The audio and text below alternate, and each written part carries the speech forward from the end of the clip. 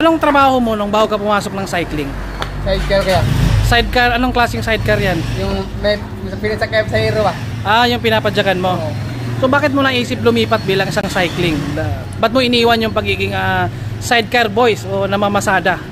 Kasi gusto ko makatulong sa mama ko kaya.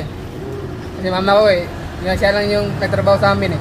So magkano pala kinikita doon sa namamasada ka ng sidecar? Hindi. Isang daan. Isang araw. Isang araw. So kaninong sidecar din yun? Sa'yo or? Sa amin. Sa'yo. Hindi mama ko. Para sa'yo yun? Sa amin lahat. Para may pangkain pa. So sa isang araw, madalas kang kumita ng 100 sa isang araw o depende pa rin? Depende pa rin. Sa sipag? Oo. Pero nag-aaral ka? Aral. So paano ka namamasada pagkatapos ng... Pagkatapos ng aral, sada ako, hapon. Paano ka napunta sa cycling? Paano mo nagustuhan rin? Kasi yung pandemic sama ako sa kuya ko ba? Bike-bike lang? Oo kami. Bili kami dyan sa mga bike shop. Sa bike shop? Doon kayo bumibili? Timbangan na timbangan. Sa may mga junk shop? Oo, junk shop. Bili kami. Yung parang Japan na bike. And then, ayun yung binuo nyo? Oo, binuo. 3K lang bili ko 3K? Oo. Anong klaseng bike din yan? Japan. May tutututo yung may parang busina rin? Oo. So nakahiligan mo na talaga? So nung... Dati ako, runner ko sa school? Oo, school. So anong natapos mo rin? Grade 12 ko Grade 12? Pwede na. Ilang taong ka na? 19. 19 from Cebu. So kikilalanin natin si... Anong pangalan mo nga? Sumiso ko Basalan. Sumiso Basalan. So bakit mo tinuloy ang pagiging cyclist? Anong nakita mo? Bakit mo tinuloy? Pagka may potential ako pagka malakas ako, pang araw maging malakas ako. Dahil doon sa sidecar, naisip mo? Nakatulong pa ako sa pamilya ko. Dahil sa sidecar, may potential ba doon o wala? Wala. Dahil... Araw-araw ko lang drive. Okay. So... Araw-araw. Malakas ka talaga, gawa ng araw-araw ka namamasada.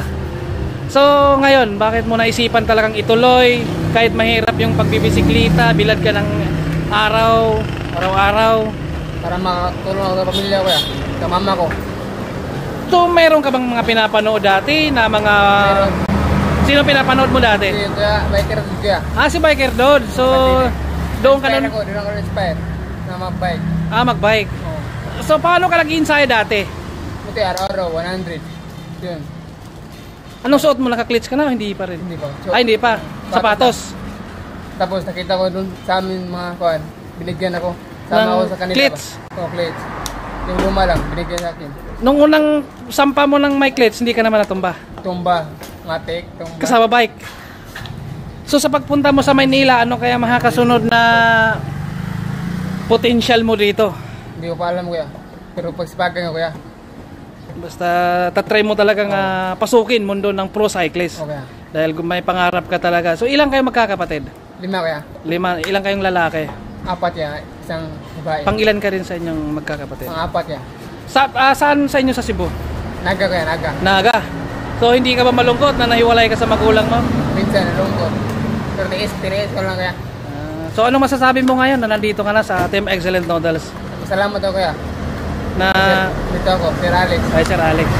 So sa mga anak rin niya, no? Dahil sila yung talagang kumuha sa'yo. So anong masasabi mo sa mga nangangarap din? Ensayo lang kayo. Balang araw maging sayo na rin. Ano pangarap mo sa mga nangangarap na magiging siklista? Sayo lang tayo. Balang araw maging pro din tayo. Tulad nila Kuya Idol. Yun. So good luck and thank you.